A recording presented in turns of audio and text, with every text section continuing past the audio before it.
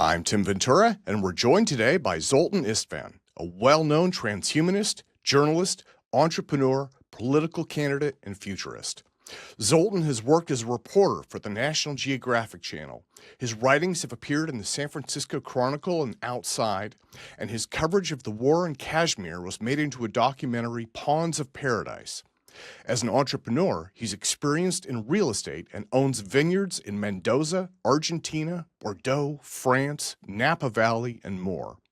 His writings and ideas on transhumanism, philosophy, atheism, and futurist issues have been featured in major media, including Gizmodo, New Scientist, Salon, TechCrunch, The Daily Dot, International Business Times, Singularity Hub, Tech Insider, Newsweek, Futurism, and Slate.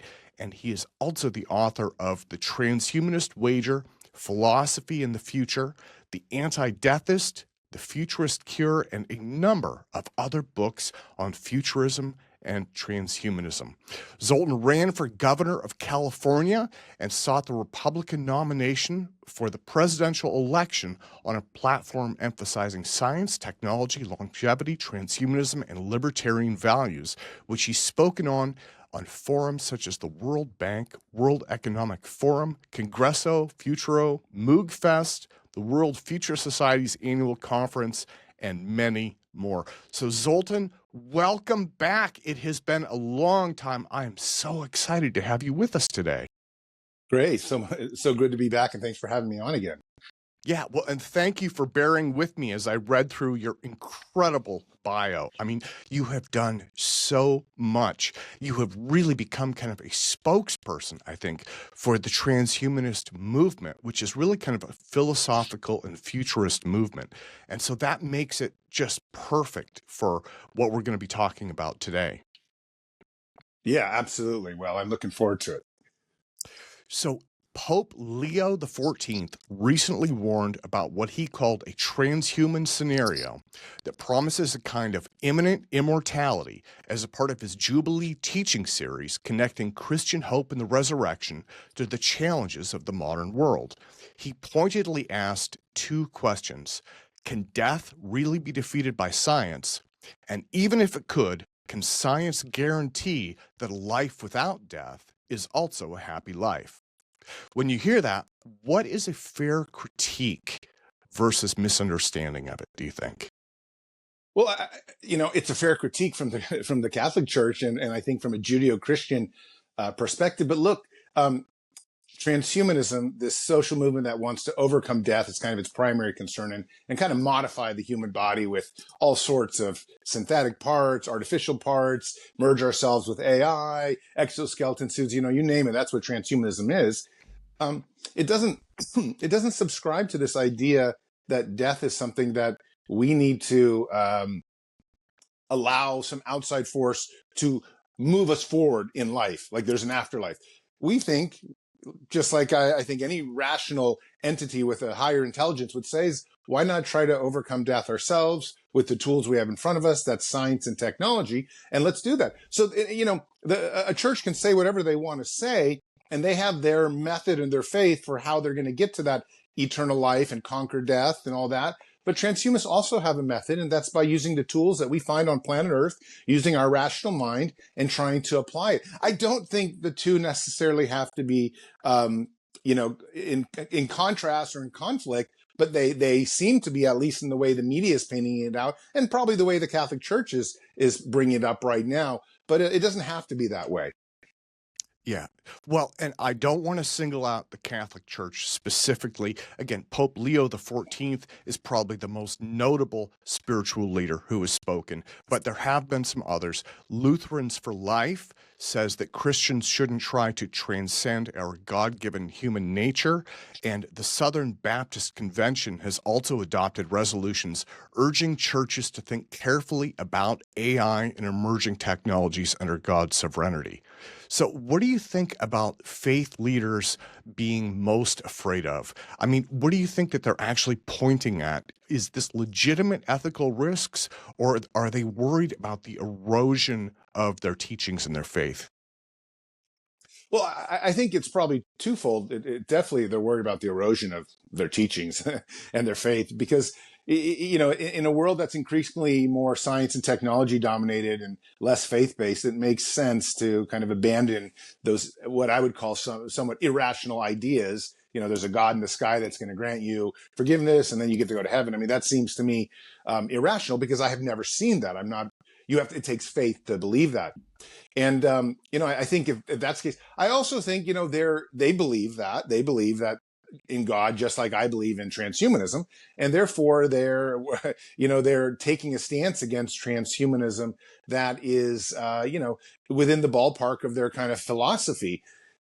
It's very natural because I think humans have a very deep desire to not want to die, to live on as long as they can and hopefully indefinitely.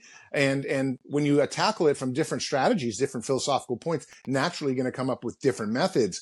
But their method is just much more faith driven and doesn't have any proof. It's just kind of, believe me, this is what happens. Whereas transhumanists are like, listen, we're going to test this along the way. Some people are going to live 150 years. Some people are going to live 10,000 years. We're going to keep doing better and better until we find the way that science is perfect for humans living as long as they want to live. It's very different because they're just saying there's a book or a set of ideas out there, and that's all you're ever going to have. And so stay away from the crazy science transhumanist stuff. Yeah, yeah. Well, before we move on, I mean, there is so much to dig into on this. I did want to touch on secular governance warnings. UNESCO has pushed global standards on neurotechnology that are often associated with transhuman ideals because of risks to dignity, autonomy, and mental privacy. And I should point out that from what I could tell in my research, they were not specifically talking about transhumanism. They were focused on technology that's associated with it. However, the International Service for Human Rights did express concerns specifically about transhumanism as a shift from therapy to enhancement, and the Geneva Center for Security Policy warned that radical longevity enhancement could deepen inequality and destabilize societies if not governed well. So, do you think that these are essentially some of the same concerns that the faith-based leaders are expressing, just putting them in more secular terms? Yeah. Well, I think what's happened here is, you know, and one of the reasons we're doing this interview is because, you know, about a week ago, the Pope said the word transhumanism, like for the very first time in history, and really got a lot of people thinking, oh, wow, if the Pope is recognizing this social movement and recognizing this drive to try to end death, everyone else is going to do it. Other, as you had just pointed out, many other organizations and faiths have already addressed transhumanism. It just happened to be, I guess, the Pope is kind of the big dog in the room, and when he says it, like everyone listens. And I think it's fine that there's going to be all these organizations that are against it. It's fine that there's going to be many people warning about it. In fact, I got to be honest, like when you look at the strategy of social movements, like environmentalism, and at first nobody took environmentalism, you know, seriously in the 1960s when people were boarding the Greenpeace was boarding whale ships. They were like, what, this is crazy. What do you mean protect the trees? And then in the 70s, everyone started thinking about it. And then by the 80s and 90s, people are saying, listen, let's all start recycling. And now it's not just a huge talking point. It's kind of a way of life for many, many people. And if you don't protect the environment or go out of your way to do so, then you really can be looked on very poorly by the majority of people on planet Earth. That took 50 years to get that kind of idea through the system, but the same idea is probably happening with transhumanism. And naturally, there are going to be plenty of people, including the Pope and other, you know, Christian organizations that are against transhumanism, against the idea of trying to have extreme longevity, because it disrupts the natural order of things. And of course, it disrupts their 2,000 or 5,000 year religion, you know. And when you start disrupting things like that, that has huge bureaucracy behind it, you know, billions and billions, hundreds of billions of dollars, trillions of dollars, I suppose, you start making waves. But that's how movements work. First, they deny you. Second, they maybe laugh at you. Then they start really fighting you, which is where we're at right now. When the Pope starts criticizing it, that means they've decided to draw battle lines. And eventually they're going to have to say, listen, I think living longer, hopefully dramatically longer, is probably going to be a part of the Catholic Church perspective over the 100-year period if humanity survives and the Catholic Church survives. And then they're going to adopt what I call Christian transhumanism, which plenty of transhumanists already uphold. And that's kind of the way that these movements unfold. So even if people are against it right now, I don't take too much, I get a notice of it, I guess, because what I like to see is the long-term picture, which is it's sort of inevitable. Humans use science to improve their lives, and that certainly Yeah. means to overcome cancer, overcome aging, and all those things. We're going down that path. I cannot see that stopping unless there was like an asteroid hit the planet or something existential. You have touched on so many amazing, amazing points. And I want to come back to definitely several of those. Christian transhumanism, that's something I want to ask about later. But before we get to that, the big thing was, you mentioned, why is the Pope talking about this now? So the reason these concerns are coming up right now, even though transhumanism itself is over 40 years old, is that the enabling technologies have become highly visible and culturally immediate. And a couple of good examples are brain-computer interfaces, which are moving into human trials, right? Like things like Neuralink. We're reading about those in the news every day. And we also have an emergence of longevity culture that's gone mainstream with films like the Netflix documentary Don't Die, The Man Who Wants to Live Forever, about super longevity advocate Brian Johnson. So one of the things that had occurred to me, and I think that you touched on this a moment ago, was whether these criticisms of transhumanism may actually be a blessing in disguise, not only recognizing its philosophical relevance, but also elevating it to the level of global conversation. Yeah, absolutely. I got to say, like in the transhumanist community, when the Pope mentioned it and it came out in the news, everybody like cheered because we said finally they're taking us seriously, that this is a real movement. And you have to, because when you look at how much money is pouring into extending people's lives, and I don't just mean extending it 10 years, people are now trying to distinctively overcome biological death with synthetic organs and things like that.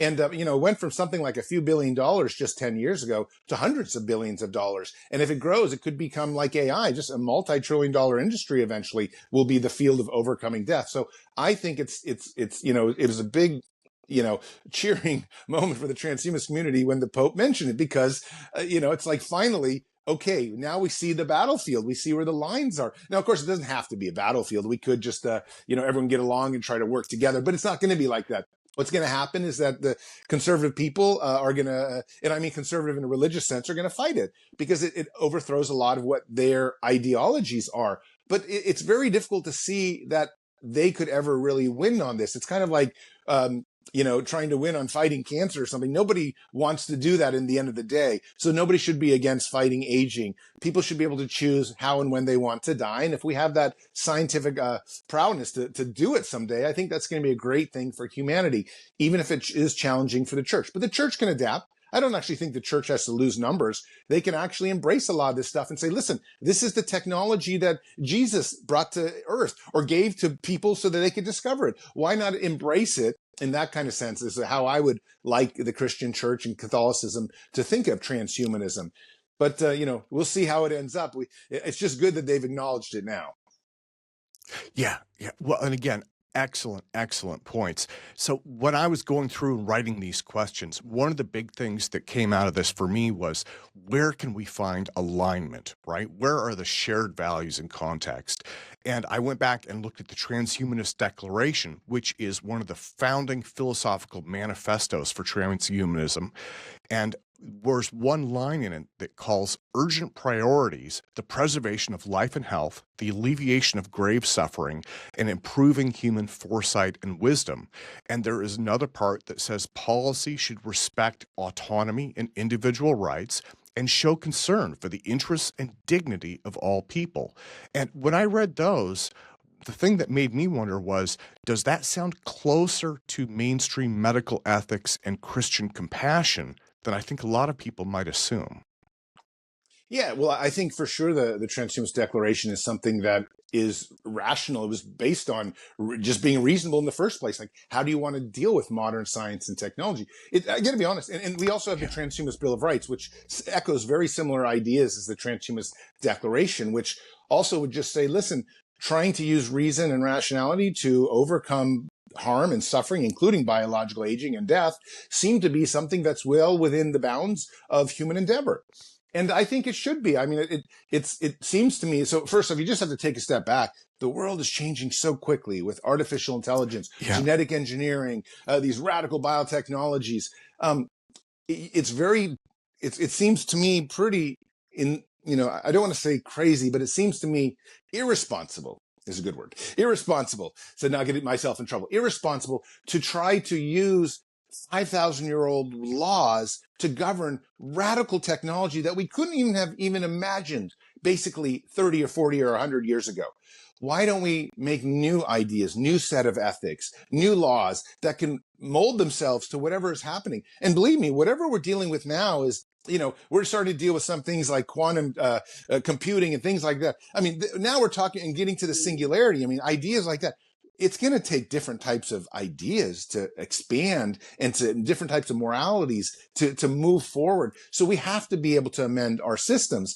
And I think the different types of ethics out there, especially something like the Transhumanist Bill of Rights, really is willing to always change itself. It's kind of like the scientific method. The scientific method just is constantly like looking at itself and saying, I'm probably wrong. Therefore, what's next? What's the best right thing? I'm constantly, even when it discovers it's right, then it says, well, I'm probably not 100% right. So how do I get more right?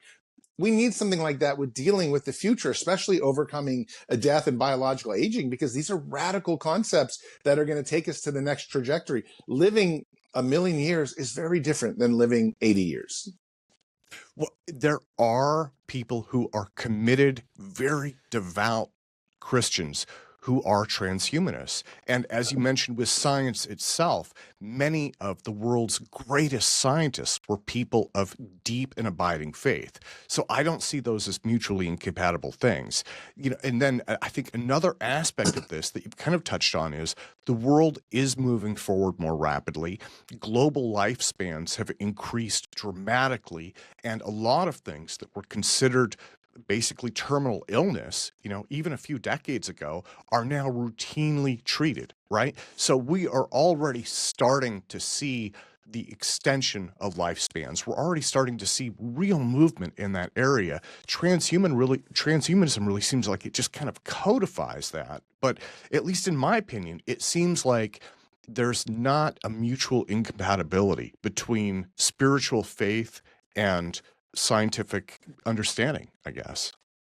Well, I agree with you 100%. And I think what's happening is a lot of younger people of faith are also starting to kind of broaden out and say, well, maybe the dogma from the ancient times or our ancestors isn't, we still retain the sense of like the golden rule, do unto others as you would want them to do to you, and still believing in God, which is fine.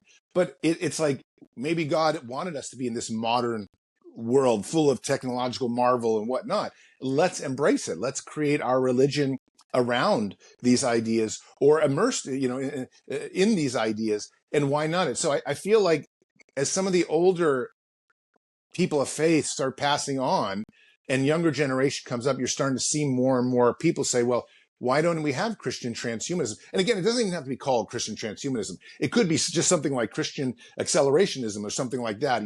Just the idea that you're a Christian, but you still believe in radical science and technology to improve the human being. And I think that's great. One of the theories, so for example, I just finished my graduate degree at the University of Oxford, and a lot of my thesis was essentially on quantum archaeology. Quantum archaeology is this idea to reverse engineer subatomic matter and then to 3D bioprint out what you have, which essentially means you can almost it's not going back in time, but whatever you and I were 5 minutes ago, there was a perfect blueprint of subatomic particles. If we could capture that and then 3D bioprint out that, we would have exactly where you and I are now, or what we were 5 minutes ago. The point is that it's radical technology. It's not here yet. It could be here in 100 years.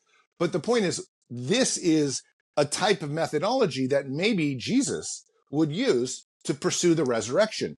Some type of quantum archaeology technology. Maybe that's how actually Jesus does something like the resurrection and in making people live eternally. But the point of the story is some Christian transhumanists believe that, others don't. But the point is that I think if we have those kinds of technologies and people can embrace them, they may be able to take it into their faith and say, well, why not? Why can't this be the thing that they want? I think they can.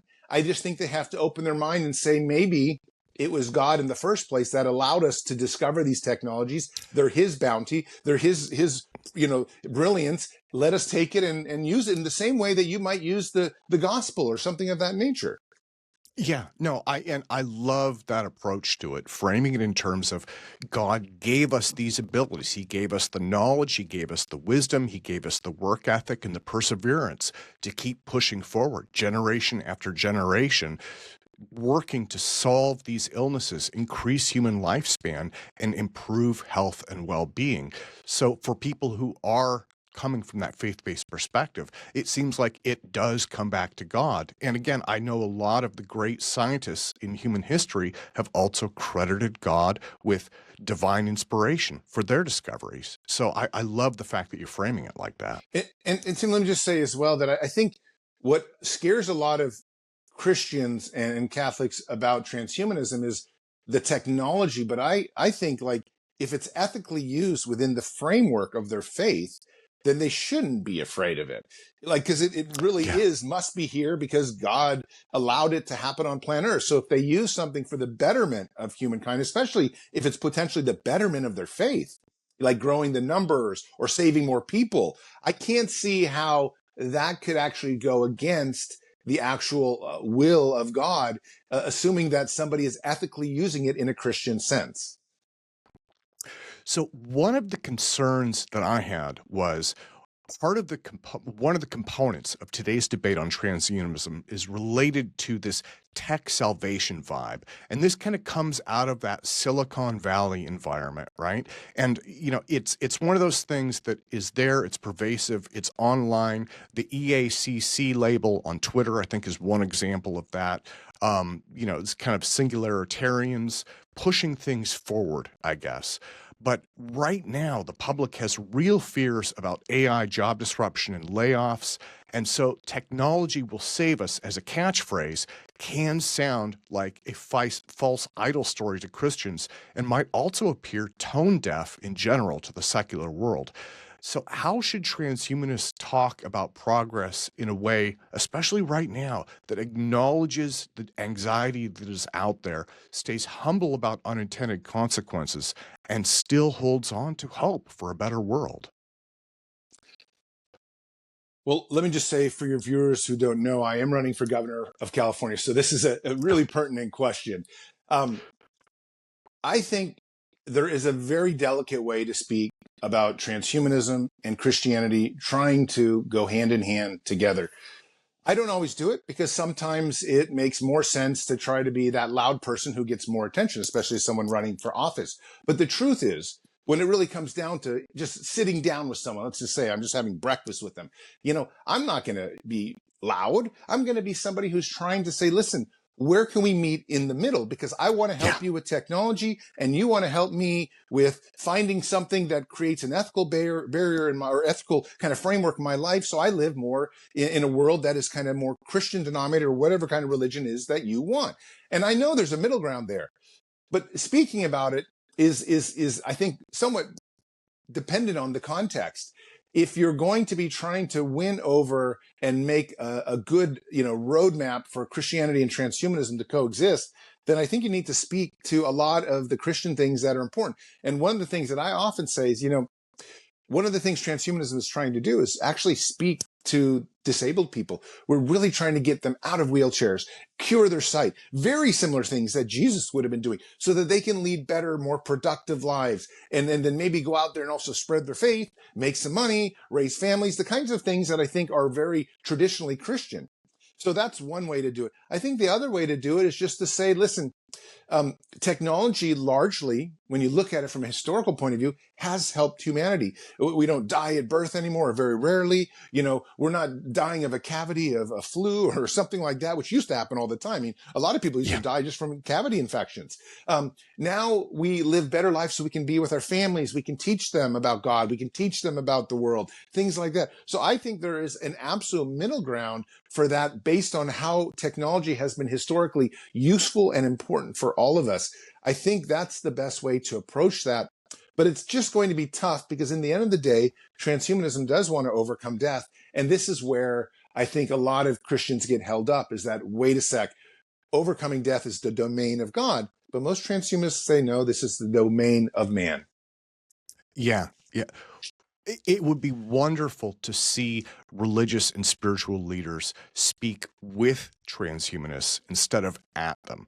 And that's kind of the sense that I'm getting from some of these resolutions, as well as some of the media sound bites that are out there, is there is kind of this analysis and condemnation at a distance, and they're saying, we don't feel comfortable about X, Y, and Z.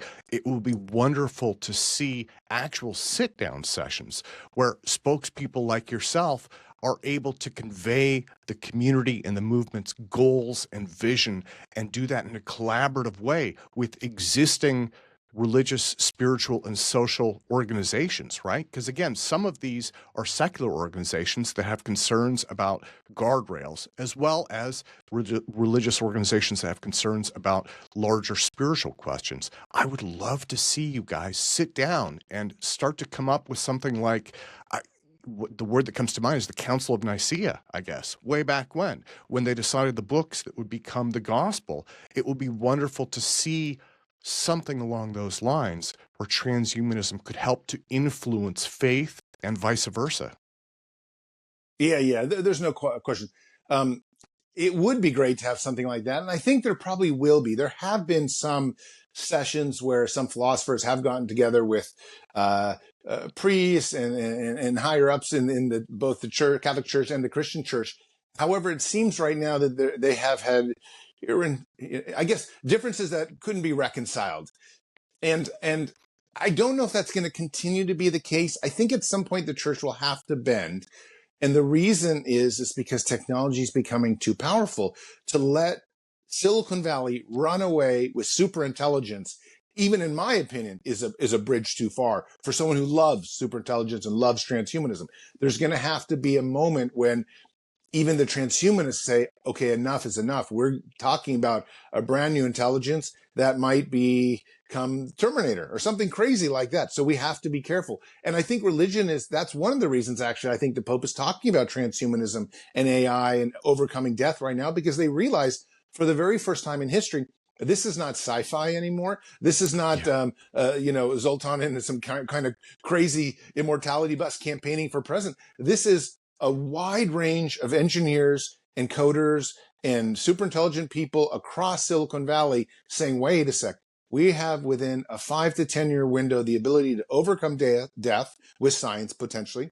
Definitely the ability to create super intelligence, something that's 100 times smarter than people. That should easily happen, I would say, within a 10-year window. So the church and everybody has to pay attention. I think even you're seeing it right now with President Trump and things like that, and some of their sons getting interested in transhumanism, Jared Kushner getting interested in transhumanism. There's definitely this like, wait a sec, we can no longer put this off. It's become too big of an issue. The 800-pound gorilla is standing in the room. We better address it. And if people are smart, and I've said this before, political parties better address it from their perspective. It's not that I'm even pushing a certain party right now. What I'm saying is the Democrats better address transhumanism, and so better the Republicans and the Libertarians as well. This is not to be denied anymore. It's just become too big of an issue. And if we don't try to grab it by the horns, it could end up dominating everything, much more so than I think we realize.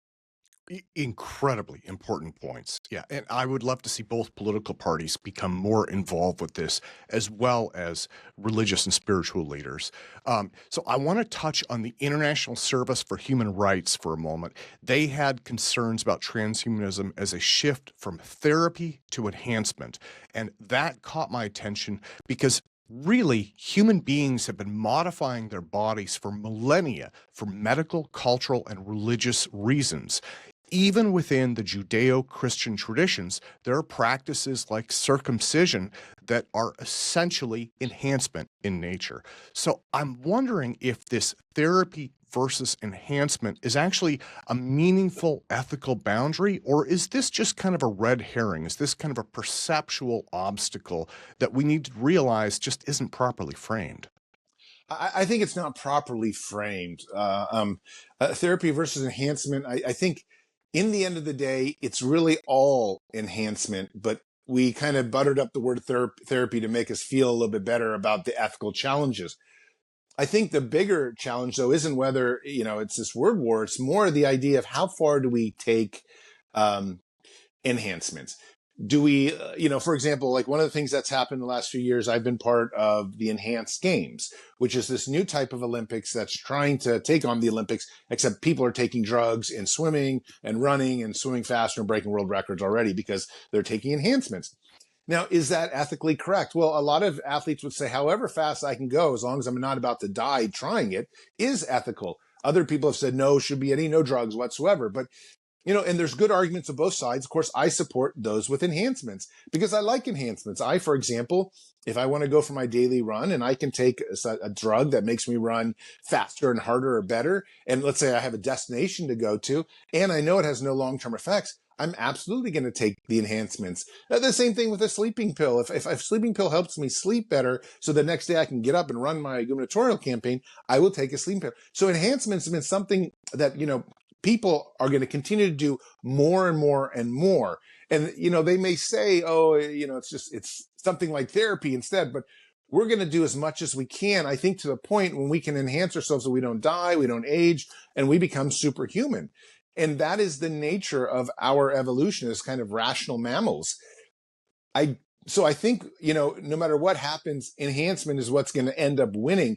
The bigger question is eugenics. Is people say, okay, well, is enhancements a form of eugenics? And I think that's really the question that a lot of the religious people want to point out, saying, is it?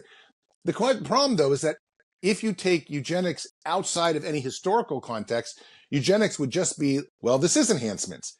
The problem is that because of Nazi Germany and things like that, it has such a bad connotation or, historical thing. Nobody wants to even mention this E word, eugenics. When enhancements, it's essentially just the same type of thing. Of course, we would like to have children who don't have a hereditary trait to get cancer when they're 40. So let's take that out. Is that eugenics? Well, yes, in theory that is, but we're calling it enhancements now or something of the nature. So I point out some of these different terms.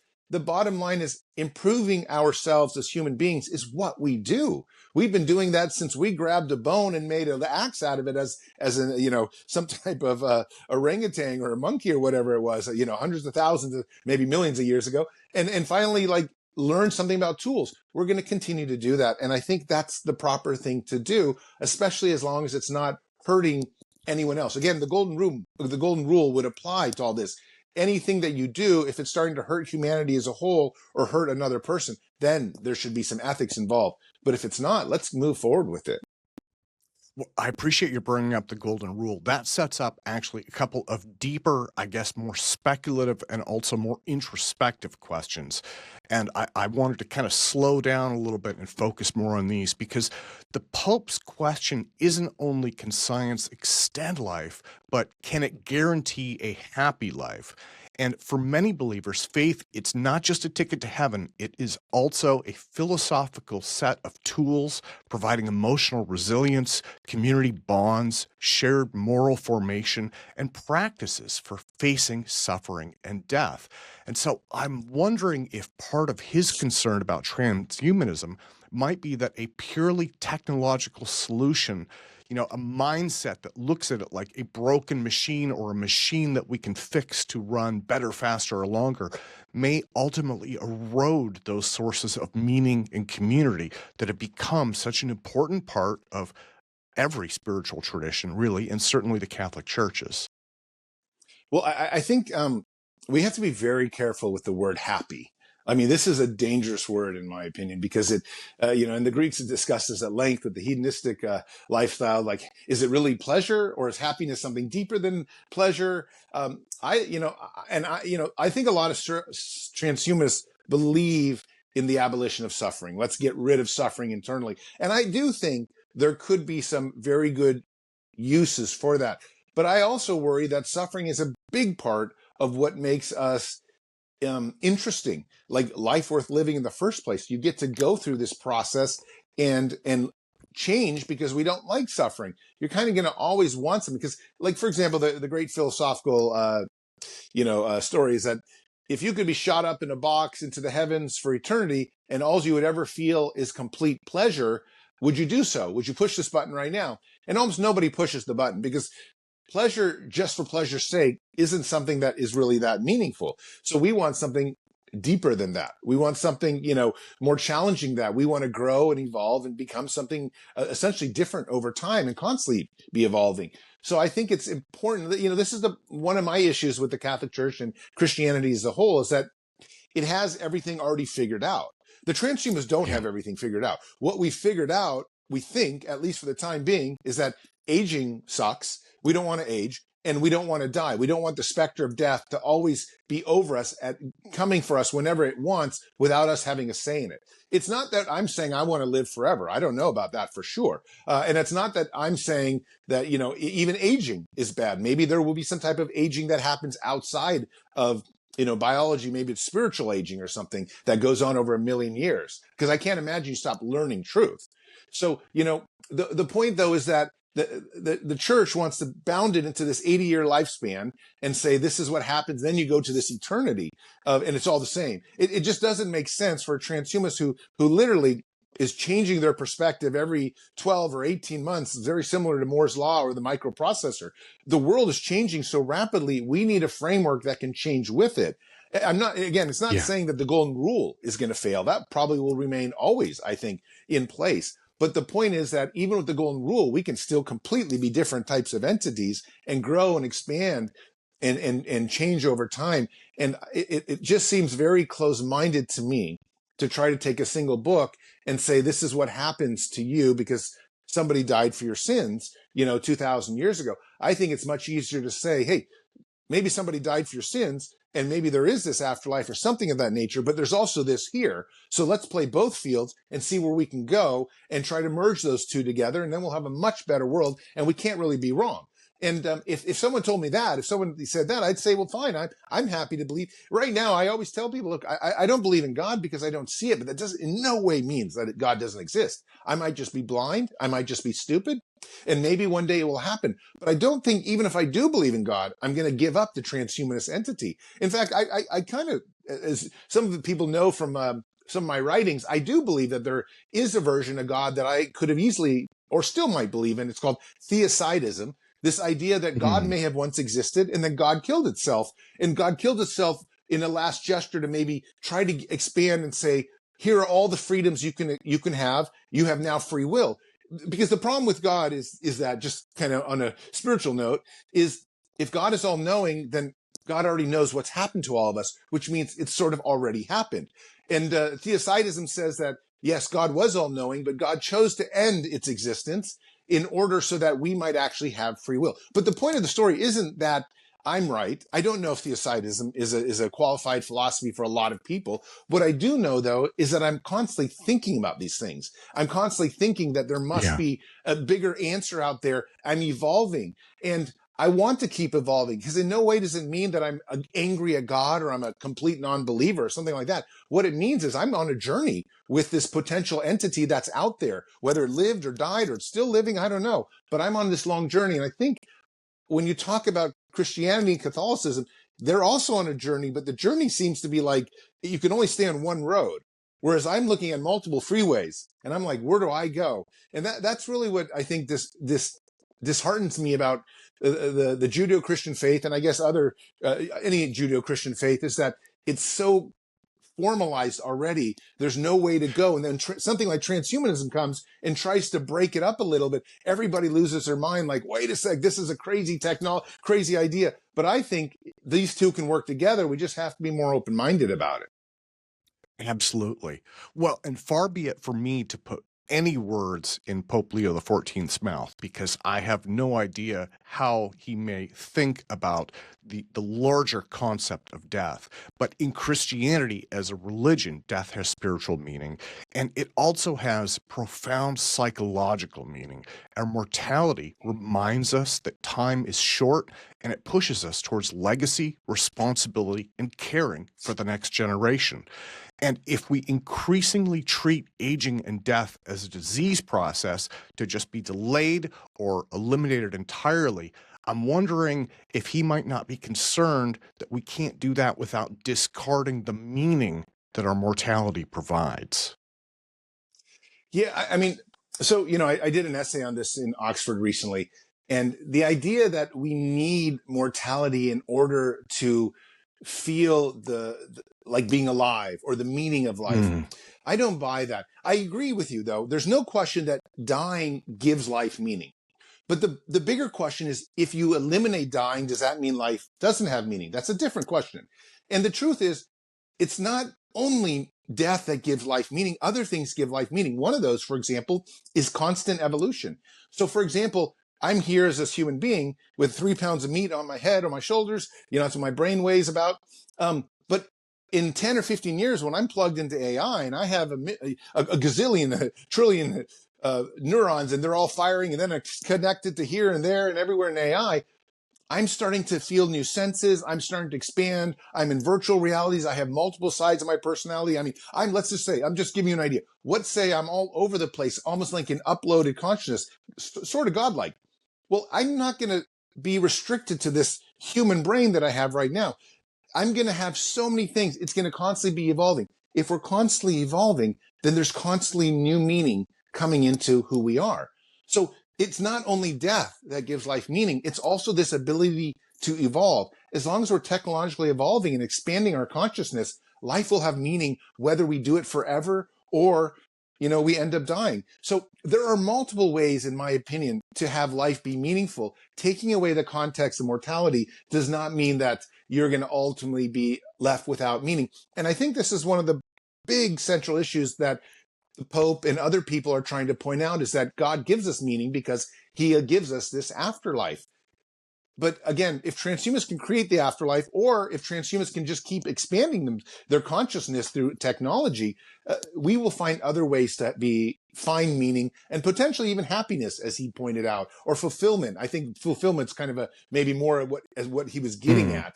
But I think the point is, fulfillment comes in multiple ways. As long as we're growing as entities, intellectual entities, we will probably find plenty of meaning to keep us satisfied. I appreciate you sharing so much on that. So I want to circle back quickly to the Geneva Center for Security Policy. Their concern, they warned that radical longevity and enhancement could deepen inequality right here on Earth and create a world of haves and have-nots if not governed well.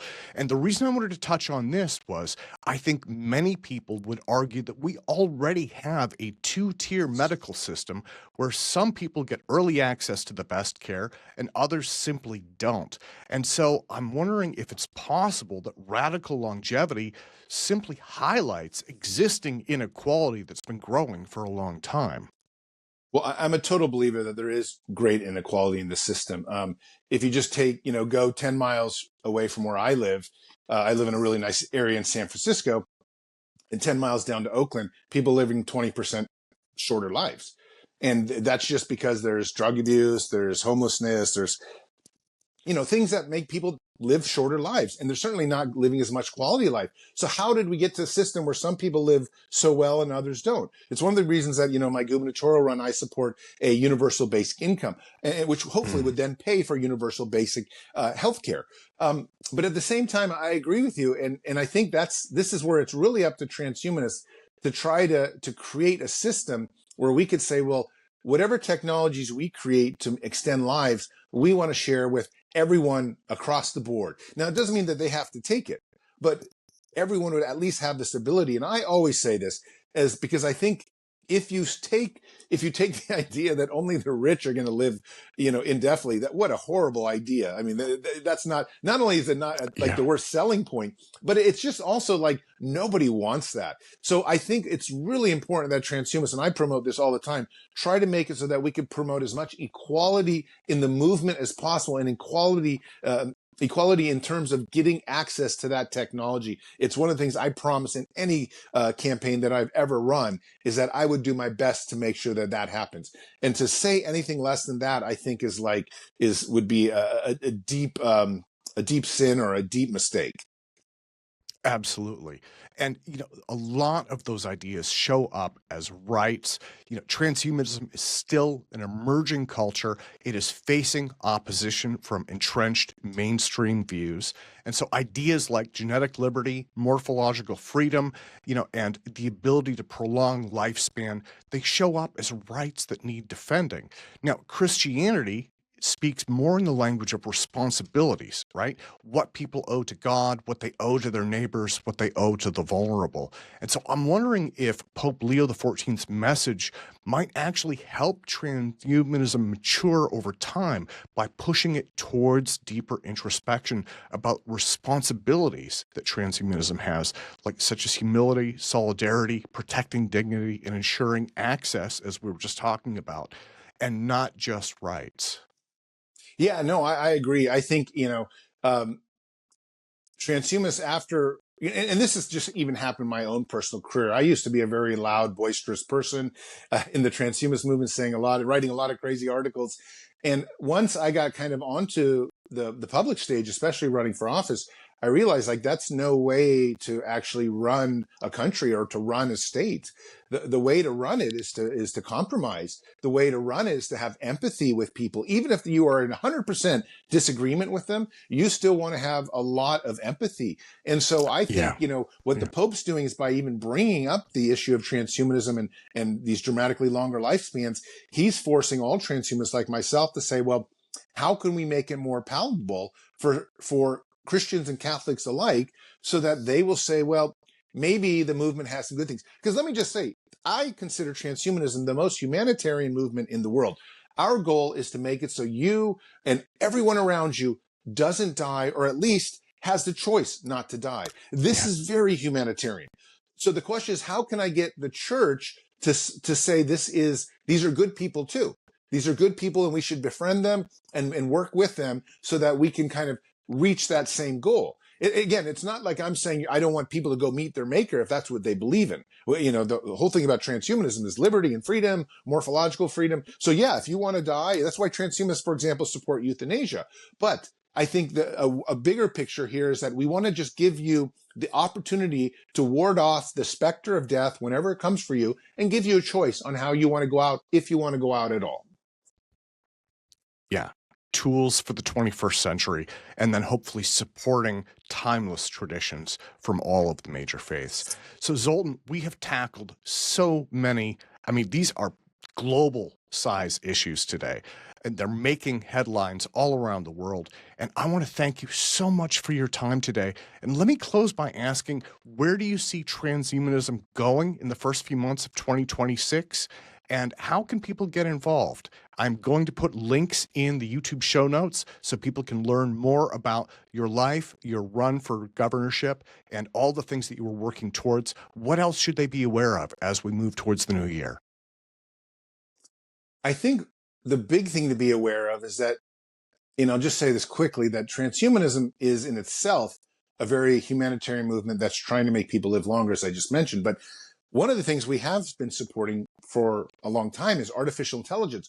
The problem is that AI has grown so big now that even I, as a transhumanist, am worried about creating these super intelligent consciousnesses, And all of a sudden, a lot of transhumanists, including myself, have started to back away from this idea that AI is a part of transhumanism. Transhumanism is humans becoming something more than humans. It's not AI becoming a godlike entity and having all this power when I'm not a part of it. So I suppose that's one of the bigger revelations that's happened maybe since the last time you and I talked, is that AI has become such an 800-pound gorilla in the room that it's now starting to dominate the entire theme of technology.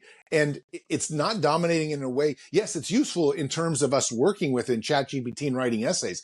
But what we're worried about is superintelligence. That's not necessarily transhumanism anymore because it has no human component. Yes, we may have given birth to it, but none of us are part of that intrinsic part of it. When we talk about transhumanism, we're talking about me not dying, the person speaking to you now. I might have some cyborg parts, whatever, but it's still me. But the superintelligence is not me. It's something like out there that's going to be very different. So I think that's really an important parting message, is for people to know that there now is a solid distinction between AI and transhumanism, between superintelligence and transhumanism. If it doesn't include the human race directly, then it's not really part of our intrinsic movement. So I guess I leave you with that. That's a whole nother episode, of course, and very complicated, but it's just something different that's happened in the last 2 years. No one could have foresaw how powerful and how philosophically traumatic it would be that we have come so close to creating intelligences that are not only equal to us, that will one day be far more equal. Well, Zoltan, on that note, let me thank you so much for your time today, sir. Thank you so much for having me.